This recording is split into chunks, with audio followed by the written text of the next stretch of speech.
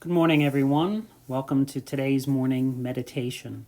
We are in the book of Psalms, just starting it, and I always get excited when in my daily readings I come to the book of Psalms. Billy Graham had a great quote. He said, I used to read 5 Psalms every day. That teaches me how to get along with God. Then I read a chapter of Proverbs every day, and that teaches me how to get along with my fellow man. And I think he's really right that in Psalms we learn how to get along with God. So much of the Psalms is about people crying out to the Lord answering them, the Lord making wonderful promises. And I just hope that as you're reading along or in your daily reading every day as you go through this book, that you are just really blessed with God's wisdom and God's blessings and his kindness that he gives to us. So let's just jump right in reading. Psalm 1, only 6 verses, and it begins, Blessed is the man who walks not in the counsel of the ungodly, nor stands in the path of sinners, nor sits in the seat of the scornful, but his delight is in the law of the Lord, and in his law he meditates day and night. He shall be like a tree planted by the rivers of water, that brings forth its fruit in its season, whose leaf also shall not wither, and whatever he does shall prosper. The ungodly are not so, but are like the chaff which the wind drives away. Therefore the ungodly shall not stand in the judgment, nor sinners in the congregation of the righteous. For the Lord knows the way of the righteous, but the way of the ungodly shall perish.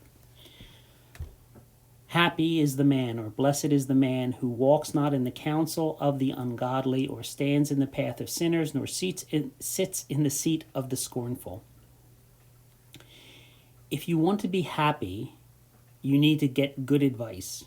And if you listen to people who are ungodly, or who are walking in sin, or who are scornful against God, their advice is always going to lead you into trouble. You're not going to be happy. But rather, if your delight is in the law of the Lord, and when we delight in something, we have a passion for it, a desire for it, it is something that we enjoy, and we go to it again and again because it brings us not only just pleasure, but it fills us in our soul. Our delight in the law of the Lord and meditating in it day and night. If we do that, and when we do that, we're like a tree planted by the rivers of water. So a tree by the river doesn't have to worry about the rain, because he has an abundant source of water right at its roots, that he's always going to be getting everything it needs to thrive. This tree will bring forth its fruit in its season, whose leaf also shall not wither, and whatever he does shall prosper. And that's what I want in my life. I'm sure that's what you want in your life. That all the things that we do for God, all those things that are not just temporal here, but eternal, that they're going to prosper, and we're going to see the fruit of the life that we lead for God.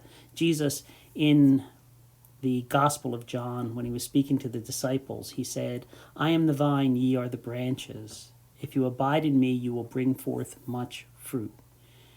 And that's what I think about a lot in life, is abiding in the Lord, following in him, doing what he does, placing my footsteps in the footsteps that he's shown us how to walk, when he's gone before us. And when we do that, when we abide in him, when we live and dwell with him, when we have a delight for his law, then what we're going to find in our life is that there's going to be great fruit that comes out of it. That our life is going to be blessed, but we also will be a blessing. But the ungodly are not so, but are like the chaff which the wind drives away. Therefore the ungodly shall not stand in the judgment, nor the sinners in the congregation of the righteous. For the Lord knows the way of the righteous, but the way of the ungodly shall perish. In this psalm, we get wisdom not only for this life, but for the next life. The ungodly are not going to be able to stand in the judgment when it comes. But the righteous will, not because our acts have done anything that makes us special before God, but because we trusted in the one who God sent to save us, whose righteous act upon the cross paid for my sin debt and for yours. And that's why we will be able to stand in the judgment. We're righteous not because we've done everything perfect. If we're ever honest with ourselves, we know that we're far from perfect. but we're righteous because we believed in the righteous one, and his righteousness has been imparted to us through the grace of God by faith.